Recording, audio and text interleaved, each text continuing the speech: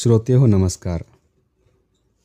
आज आपण ऐकणार आहोत परमपूजनीय पांडुरंग शास्त्री आठवले यांच्या जीवनावर आधारित सत्याधिष्ठित कादंबरी देह झाला चंदनाचा.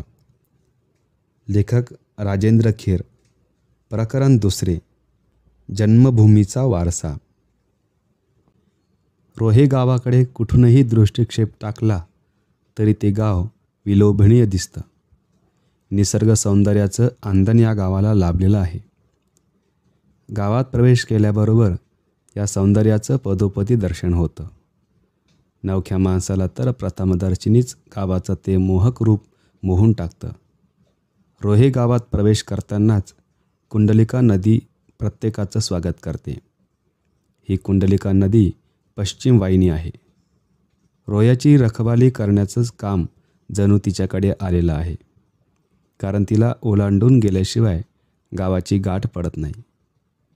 अरुंद दगडी पुलावरून नदी ओलांडून जात असताना पाण्यात खडकांची काही बेटही दिसतात. ते बेटांसारख्या खडकांना गोंजारून नदीचं पाणी संथपणानं पूर्वेकडून पश्चिमेकडे वाहत असतं. पावसाळ्यात मात्र ही नदी रौद्ररूप धारण करते. मग तिच्या काठावर उभ्या असलेल्या वृक्षवल्लरींना आत्मसमर्पणाखेरीज गत्यंतर नसतं. पाण्याची पातळी इतकी वाढते की पलीकडच्या तीरावरील बाजारपेठेतल्या दुकानांशी नदीचं पाणी सलगे करायला जातं. अशा परिस्थितीत बाजारपेठेत लहान लहान नावांचा संचार सुरू होतो. पण एरवी मात्र कुंडलिका संतपणानं वाहत असते. ही नदी ओलांडून गेल्यानंतर प्रथम बाजारपेठ लागते. बाजारपेठेच्या मागच्या बाजूला डोंगरांच्या रांगा आहेत आणि त्या डोंगरांच्या कुशीत हे रोहे गाव वसलं आहे. दुरून बघितलं म्हणजे डोंगराच्या कुशीत असलेल्या गर्द झाडीमध्ये घरं खोचून ठेवल्यासारखे दिसतात. 10 वीर हे रोह्यांचं ग्रामदैवत. 10 वीराचा अपभ्रंश होऊन आज त्या देवीचं नाव दहावीर असं झालेलं आहे. डोंगराच्या पलीकडच्या बाजूला हे दहावीरचं मंदिर आहे. दसऱ्याच्या दुसऱ्या दिवशी या देवीची गावातून पालखी निघते. त्या प्रसंगी सारा गाव गजबजून गेलेला असतो. प्रत्येकाच्या उत्साहाला उधाण आलेलं असतं. पालखीच्या पुढून वाजत गाजत जाणारा ब्रिटिश बँड हे गावकऱ्यांचं खास आकर्षण.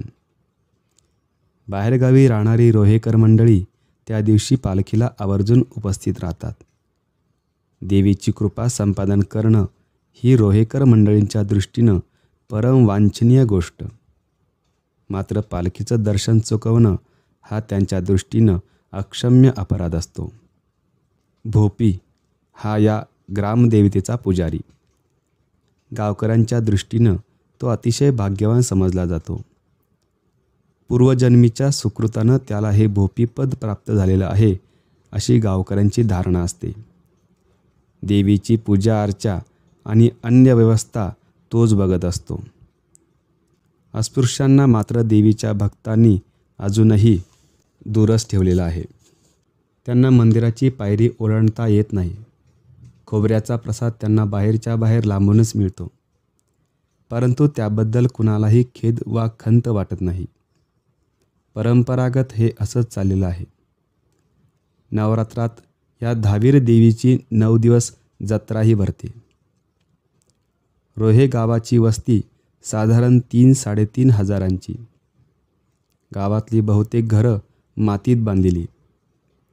वर 2 बाजूंनी अथवा चाहू बाजूंनी उतरतं कौलारू छप्पर कोणाच्याही चटकन नजरेत भरतं. प्रत्येक घरापुढे छोटंसं अंगण आहे. गोमयानं ते सारवलेलं आहे. घरातल्या भिंतीमध्ये ठिकठिकाणी खुंट्या ठोकलेल्या दिसतात. काही घरांना पडवी दिसते. पडवी आणि घरातली भुईगूळ तेल यांनी चोपून तयार केलेली आहे. त्यावर गोमयानं सारवण केलेले आहे. पंचमहाभूतातलं एक तत्व म्हणून त्या मातीच्या घराचं पावित्र्य प्रतीत होतं. कित्येक घरामध्ये गोठे दिसतात. भल्या पहाटे एखादी दुभती गाय हंबरते. मग वासराचा लुचण्याचा आवाजही दीर्घकाळ ऐकू येतो. वासरू वारा प्यायल्याप्रमाणे उड्या मारायला लागलं की मातेच्या दुधानं त्याचं पोट तुडुंब भरलं आहे असं समजायचं.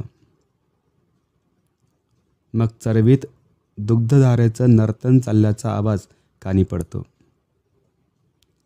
चरबी भरत आली की फेसाचा बसका आवाज ऐकू येतो. रामप्रहरीचं गाव जागं होतं.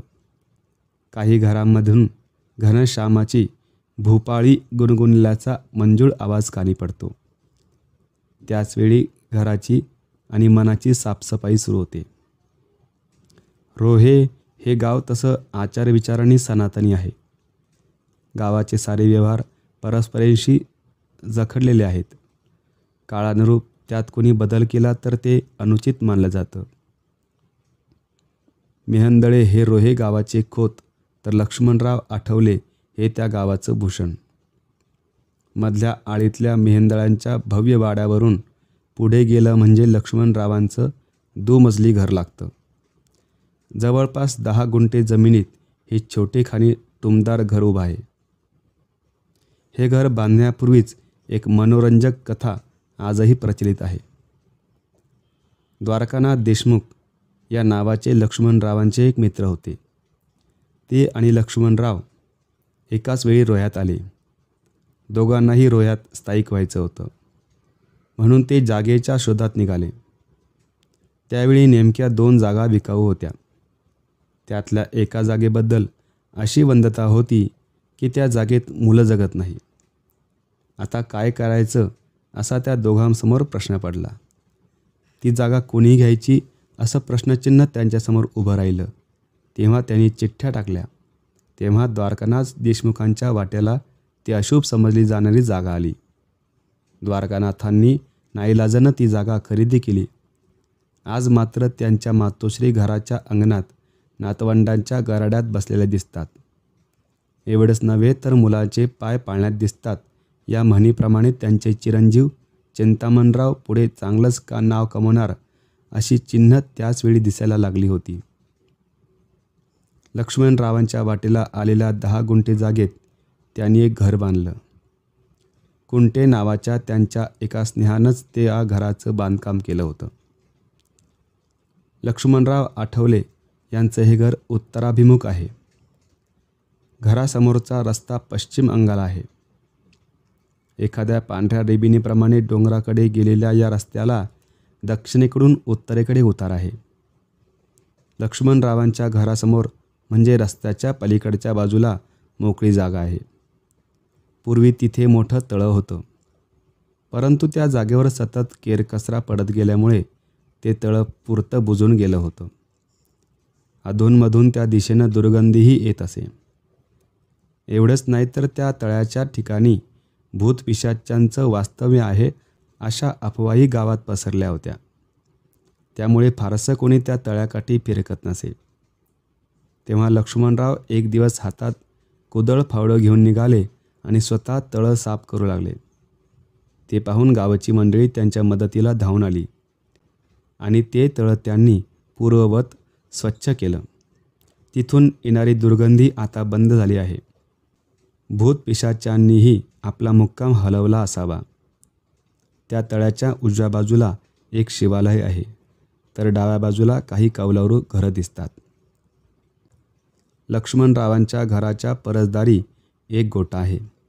लक्ष्मणरावांनी मोठ्या हौसेनं तिथं गुरं बांधलेली आहे. त्यांचं घर सलग खोल्याचं आहे. घराच्या पुढच्या अंगाला 8-10 फुटांची लांबरुंद ओसरी.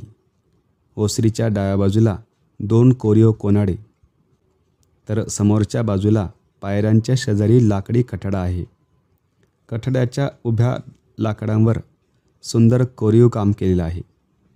साधारण 1.5 फूट उंचीच्या या कठड्यावर अलीकडेच एक दोरी बांधलेली दिसते.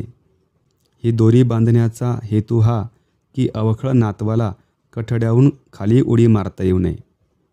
परंतु लक्ष्मणरावांचा हा 5 वर्षाचा नातू कितीही रागवलं तरी त्या कठड्याहून उड्या मारीतच असतो.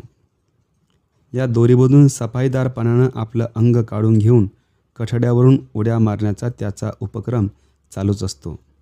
आताही त्याचा तो उपक्रम चाललेलाच होता. एवढ्यात त्याची आजी सरस्वतीबाई तिथे आली आणि कातावून त्याला म्हणाली, अरे किती उड्या मारतोस? पाय दुखेल ना, आणि पडलास म्हणजे? छोटा पांडुरंग हसत म्हणाला, पडेन कसा आजी, मला चांगली सवय आहे.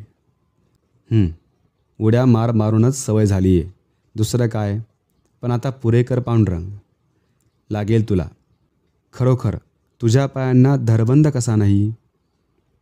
यावर उत्तरादाखल पांडुरंगानं आणखी एक उडी मारली. याच्या पायांना धरबंद घालणं कोणालाही शक्य नाही असा विचार करून सरस्वतीबाई आत कामाला निघून गेल्या. शेजारीच ओसरीवर सागरगोटे खेळत बसलेली नर्मदाताई पांडुरंगाला उद्देशून म्हणाली, अरे आजी सांगते तर जरा ऐक की, कशाला एवढ्या उड्या मारतोस? कठड्यावर बसूनच पांडुरंगानं विचारलं, उड्या मारला तर काय होईल ग ताई? पडशील ना तू. पण उडी बरोबर मारली तर पडेनच कसा? आणि चुकली तर? बरोबर मारली तर चुकेल कशी? नर्मदाताईनं त्याला समजावण्याचा प्रयत्न केला होता. हे काम नर्मदाताईला नेहमीच करावं लागे. आईसारखं ती त्याला सांभाळायची.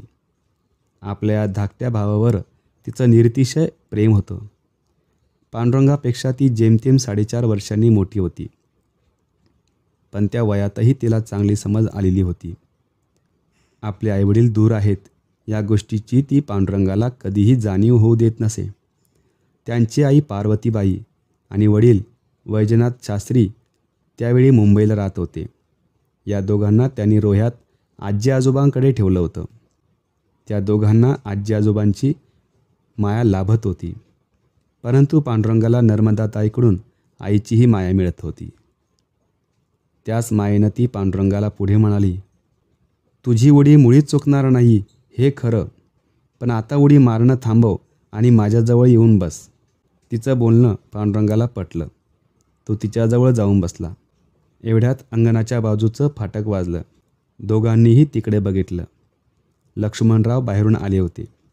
ताईनं मोठ्यानं ओरडून सांगितलं, आजी, अण्णा आले.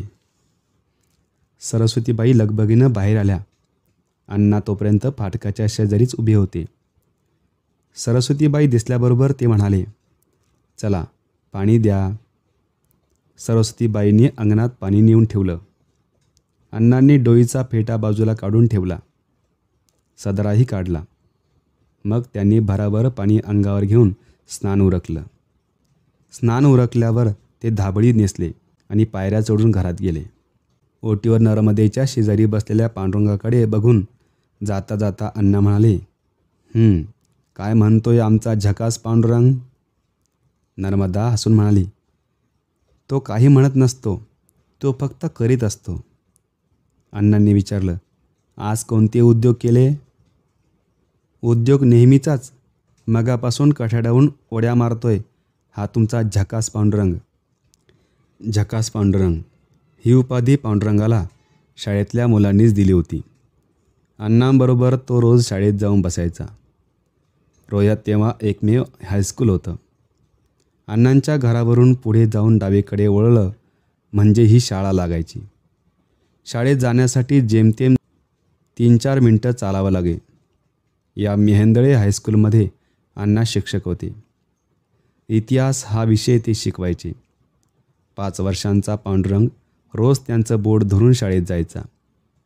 खरं म्हणजे त्यावेळी म्हणजे 1925च्या सुमारास मुलं मोठी झाल्यावर नंतरच त्यांना शाळेत घालण्याचा रिवाज असे.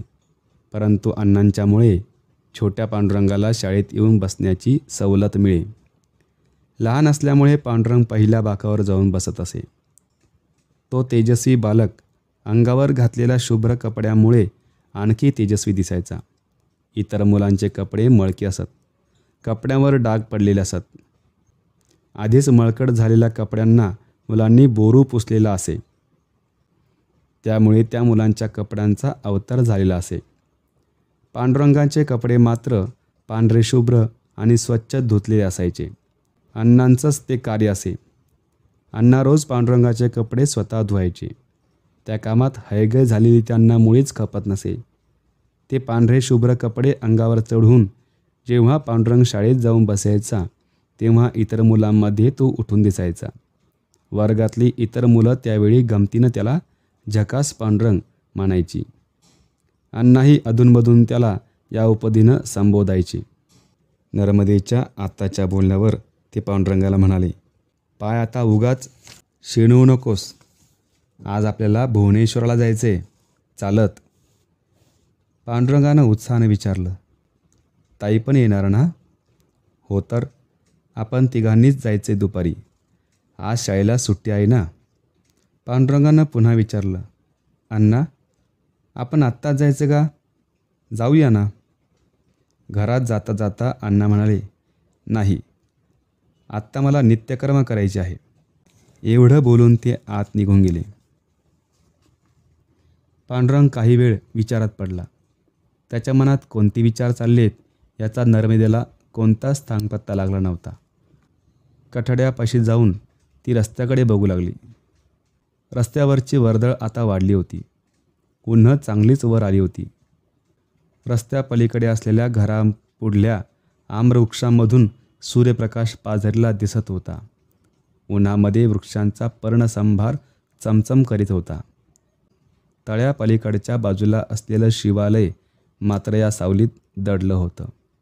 मधूनच शिवालयातून घंटानाद ऐकू येत होता. नर्मदा अजूनही रस्त्याकडेच बघत होती. तिच्या तंद्रीचा भंग करून पांडुरंगानं विचारलं, ताई, अण्णांनी आज बाहेर स्नान कशासाठी केलं ग? पांडुरंगाकडे बघत ताई म्हणाली, अरे, अण्णा आज अस्पृश्यांच्या वस्तीत गेले होते ना मनाचे श्लोक शिकवायला, म्हणून त्यांनी स्नान केलं. मनाचे श्लोक म्हटल्यावर स्नान करायचं असतं का ग ताई? मनाचे श्लोक म्हटल्यावर नाही, अस्पृश्य वस्तीत जाऊन आल्यावर स्नान करायचं असतं.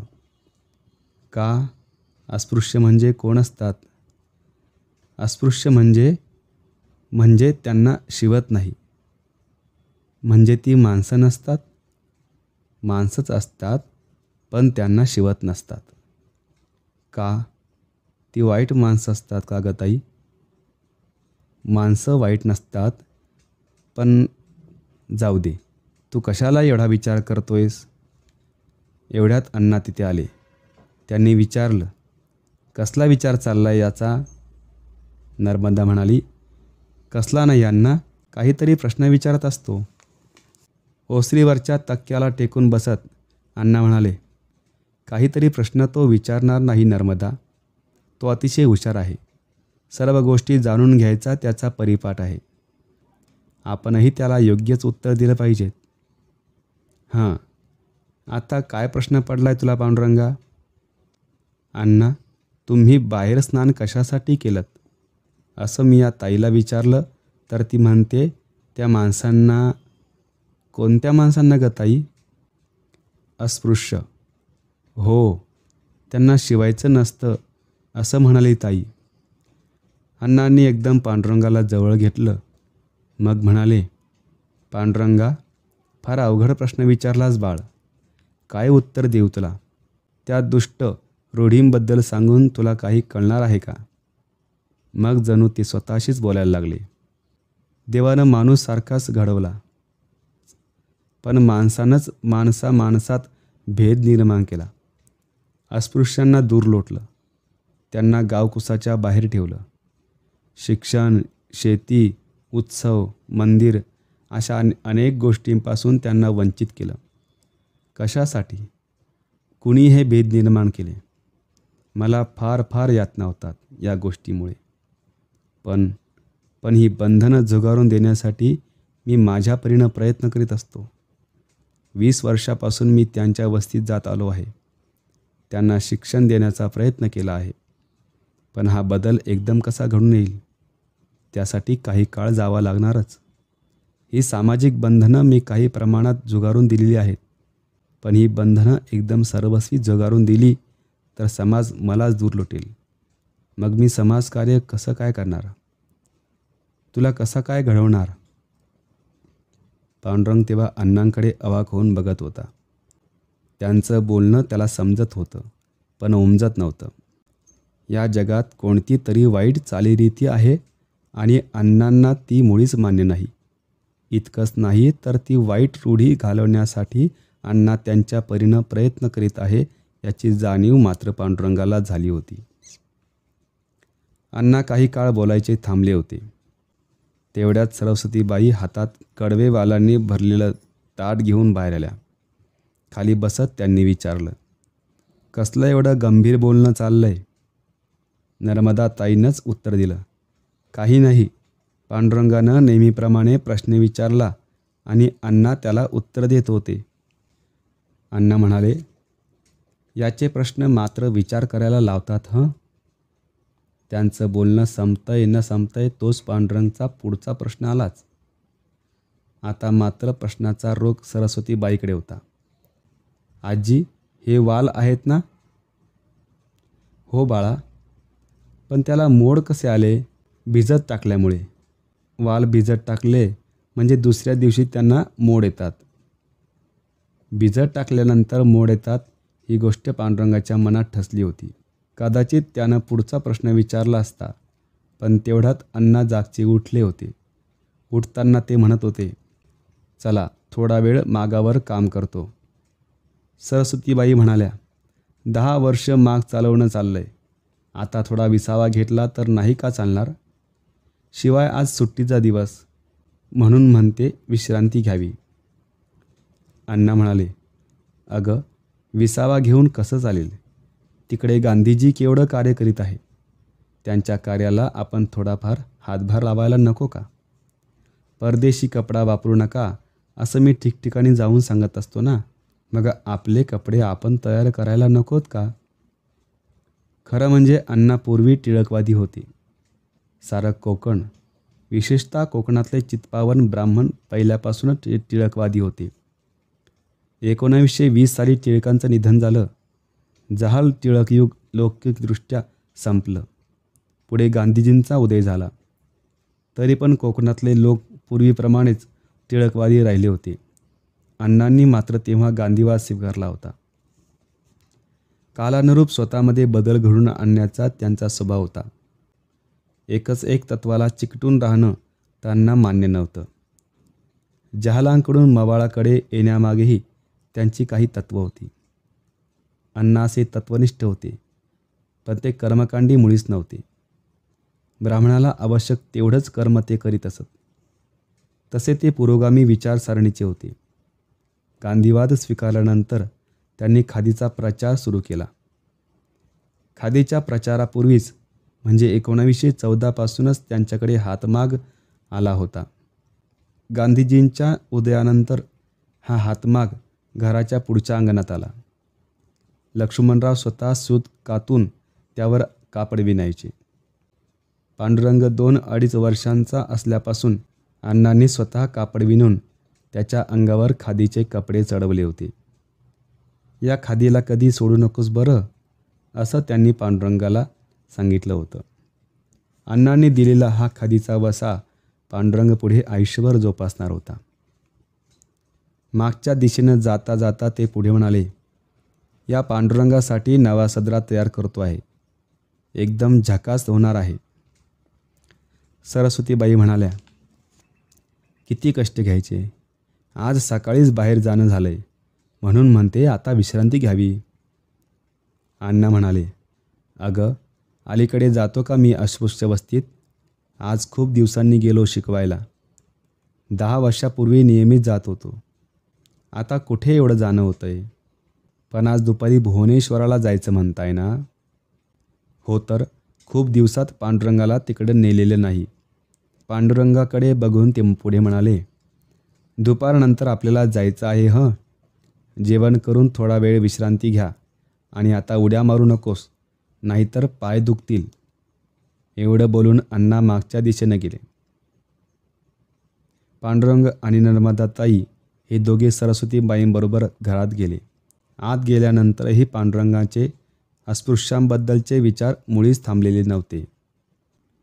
भुवनेश्वर मंदिर तसं फार दूर नव्हतं. रोह्याच्या आग्नेय दिशेला ते साधारण 1 कोस अंतरावर होतं. आठवल्यांच्या घरापासून चालत तिथे पोचायला साधारण 20 ते 25 मिनिटं लागायची. अधूनमधून अण्णा भुवनेश्वरला जात असत. आज मात्र ते एकटे निघाले नव्हते. पांडुरंग आणि नर्मदा यांनाही त्यांनी बरोबर घेतलं होतं. घरापुढच्या रस्त्यावरून ते दक्षिणेला चालत निघाले. सरळ चढ चढून गेल्यानंतर त्यांना डावीकडे वळावं लागणार होतं. वळल्यानंतर सरळ 15-20 मिनटं चालून गेल्यावर ते भुवनेश्वरला पोचणार होते.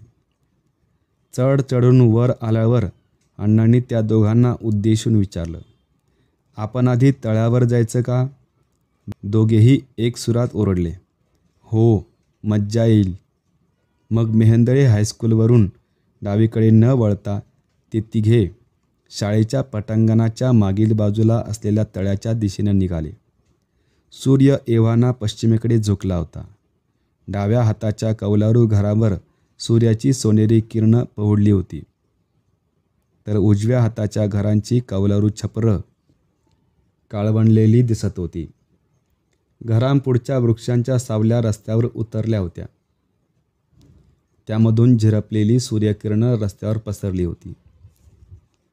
त्या छायाप्रकाशाच्या मार्गावरून वाट काढीत ते तिघे शाळेमागच्या तळ्याकाठी येऊन पोचले. डोंगराच्या कुशीत ते तळं विसावलेलं होतं. डोंगराच्या पार्श्वभूमीवर ते उठून दिसत होतं. सूर्यांची सूर्यकिरणं जलाशयावर पडल्यामुळे पाणी चमचमत होतं. वाऱ्याची झुळूक आली की ती चमचम नर्तन करीत असल्याचा भास होत होता. तळ्याच्या बाजूला काही पाकोळ्या उडताना दिसत होत्या. खंड्या, बगळे यांच्यासारखे पक्षी पाण्यातल्या माशांचं भक्ष्य टिपण्यासाठी वृक्षावर दबा धरून बसले होते. त्या सायंकालीन पवित्र शांततेतील ते निसर्गदृश्य बघून ते तिघेही कमी अधिक प्रमाणात हरखून गेले. पांडुरंग तर त्या निसर्गदृश्यांशी एकरूप होऊन गेला होता. इतक्यात पांडुरंगानं एक छोटा खडा उचलला आणि तळ्यात टाकला. तेव्हा अण्णा चढ्या आवाजात म्हणाले, अरे, दगड कशाला टाकतोस पाण्यात? तळं भरून जाईल ना. पण अण्णा, 1-2 खडे टाकले तर तळं कसं भरून जाईल? अरे, प्रत्येकानं जर 1-2 खडे टाकले तर तळं बुजायला कितीसा काळ लागणार? केवढ्या कष्टानं आम्ही हे तळं खणलंय. अण्णा, तुम्ही खणलं हे तळं? होकारार्थी मान हलवून अण्णा म्हणाले, मी सुरुवात केली, पण आमच्या शाळेतल्या मुलांनी खणलं हे तळं. नर्मदेनं उतावळेपणानं विचारलं, केव्हा खणलं? सांगा ना अण्णा. नर्मदेच्या प्रश्नावर अण्णांनी तो सारा वृत्तांत त्यांना कथन केला. रोहे गावाजवळ खाडी होती. असं असूनसुद्धा गावात वर्षानुवर्ष पाण्याचं दुर्भिक्ष होतं. पाण्याची चणचण नाहीशी करण्यासाठी आपण काहीतरी केलं पाहिजे असं अण्णांना नेहमी वाटायचं. आपला हा विचार ते द्वारकानाथ देशमुखांना वेळोवेळी बोलून दाखवायचे. एक दिवस ते बोलता बोलता द्वारकानाथ देशमुखांना म्हणाले, गावाजवळ खाडी आहे, पण खाडीच्या पाण्याचा आपल्याला काहीही उपयोग नाही. तेव्हा पाण्यासाठी आपण एखादं तळं खणलं तर? द्वारकानाथ म्हणाले, कल्पना उत्तम आहे लक्ष्मणराव, पण खणणार कोण ते नंतर बघू. आधी तळ्यासाठी जागा तर बघितली पाहिजे. द्वारकानाथ उत्साहानं म्हणाले, चला, मी तुम्हाला जागा दाखवतो. दोघेही जागेच्या शोधासाठी निघाले. शाळेतल्या पटांगणाच्या मागे डोंगराच्या पायथ्याला असलेली जागा द्वारकानाथ देशमुखांनी दाखवली. ती जागा बघता क्षणी अण्णांना पसंत पडली, कारण 2 डोंगरांच्या बरोबर बेचक्यात ती जागा होती. पावसाळ्यात पाण्याचे ओहोळ तिथे येऊन मिळाले असतेच, परंतु एरवीसुद्धा तिथे पाणी साठून राहिलं असतं. त्या जागेवर तळं खणावं असं त्या दोघांमध्ये एकमत झालं. खरं तर त्या ठिकाणी कोणी जात नसे, कारण एक गुजराती व्यापारी तिथे बुडून वारला होता. द्वारकानाथांनी पुन्हा विचारलं, जागा तर ठरली, पण तळं खणणार कोण ते नाही सांगितलं. कोण म्हणजे काय? मी स्वतः कामाला लागणार. तुम्ही? अहो, ते कसं शक्य आहे? का नाही शक्य? कामाला सुरुवात केली म्हणजे सारं काही शक्य होतं. भगवंताची इच्छा असेल तसंच घडेल. पण कोणीतरी सुरुवात करायला नको का? द्वारकानाथ अवाक होऊन त्यांच्याकडे बघत राहिले. दुसऱ्याच दिवशी अण्णा स्वतः कुदळ फावडं घेऊन डोंगराच्या दिशेने निघाले. त्यांच्याकडे पाहून गावकऱ्यांनाही आश्चर्य वाटलं. गावात कुजबूज सुरू झाली. गावाच्या हितासाठी लक्ष्मणराव एकटे श्रम करायला निघालेत या गोष्टीची त्यांना जाणीव झाली. तोपर्यंत अण्णांनी तळं खणायला प्रारंभही केला होता. आपले गुरुजी गावासाठी तळं खणत आहे हे पाहून विद्यार्थी त्यांच्या मदतीला धावून आले. गावात जेव्हा ही वार्ता पसरली तेव्हा कित्येक गावकरी कुदळ फावडी घेऊन तळं खणण्याच्या कामावर रुजू झाले. अशा रीतीनं काम करून त्या सर्वांनी काही दिवसातच एक सुंदर तळं खणून तयार केलं. द्वारकानाथ आणि लक्ष्मणराव यांच्या अपेक्षेप्रमाणेच तिथे पाण्याचा मुबलक साठा मिळाला. गावकऱ्यांनी लगेच ते तळं बांधून काढलं. अशा रीतीनं अण्णांच्या पुढाकारानं पाण्याचा प्रश्न सुटला. गावातली पाण्याची चणचण दूर झाली.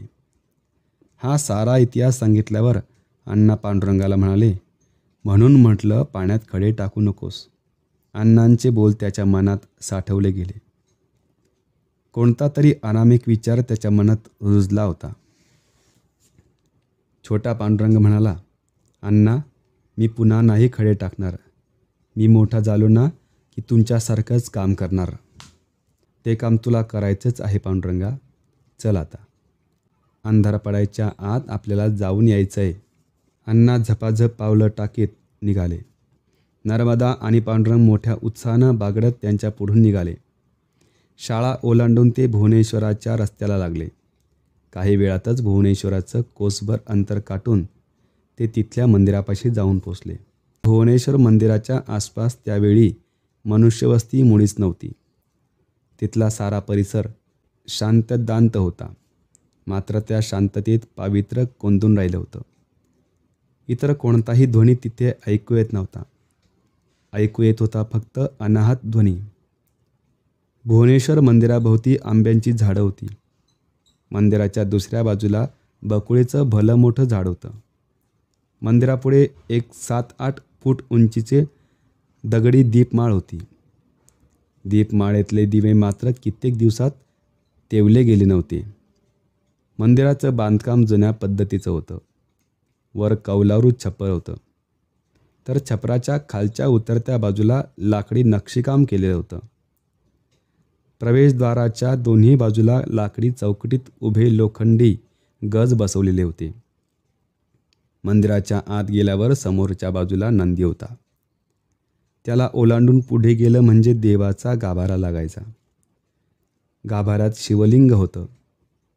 गाभाऱ्यात जाण्यासाठी 3-4 दगडी पायऱ्या उतरून जावं लागायचं.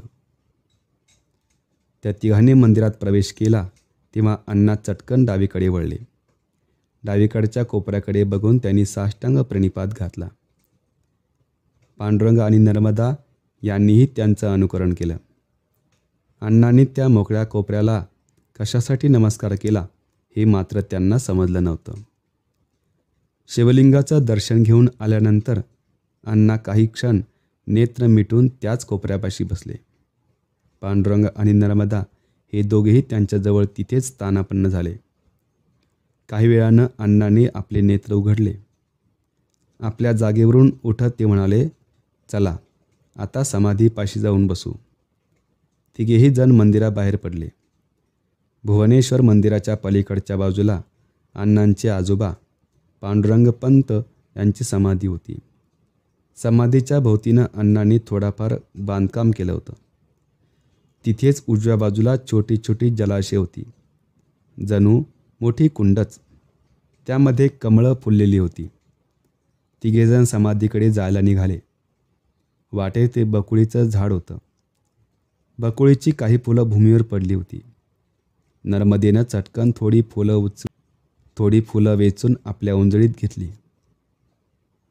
अण्णा तेव्हा म्हणत होते, बरं का पांडुरंग, 70 वर्षापूर्वी तुझ्या खापर पंजोबांची ही समाधी बांधली गेली. समाधी म्हणजे काय हो अण्णा? अरे, या ठिकाणी तुझ्या खापर पंजोबावर अंत्यसंस्कार झाले.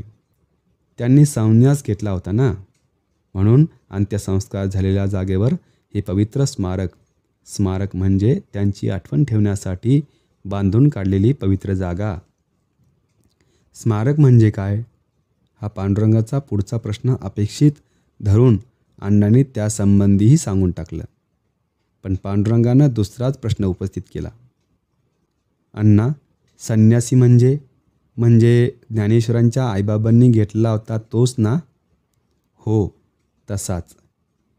एव्हाना तिघेजण पांडुरंग पंतांच्या समाधीच्या ठिकाणी येऊन पोचले.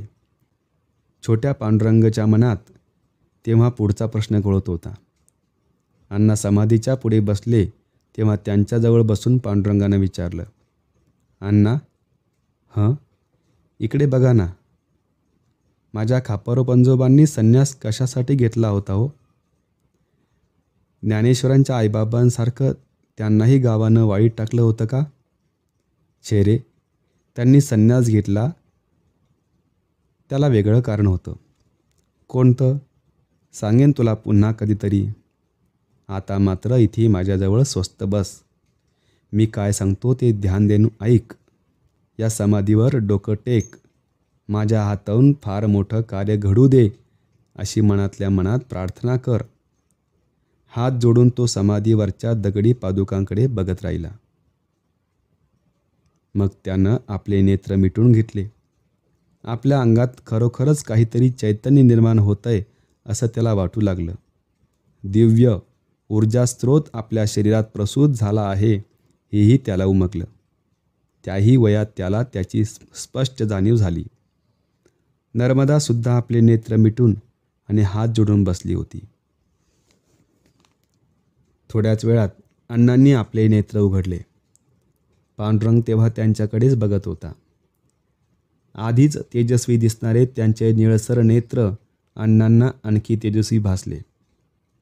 त्याच्याकडे एकटक बघत असताना अण्णा मनाशी म्हणत होते, याच्या ठाई काहीतरी दिव्य शक्ती असलीच पाहिजे. म्हणून याला फार जपायला हवं. याला काहीही कमी पडता कामा नये. त्यासाठी मला कंबर कसली पाहिजे. एकदम त्यांना पांडुरंग पंतांच्या भविष्यकथनाची आठवण झाली. पांडुरंग पंत आपल्या मुलांना नेहमी सांगायचे, माझ्यापासून 5व्या पिढीत एक सत्पुरुष जन्माला येणार आहे. त्याला काहीही कमी पडू देऊ नका.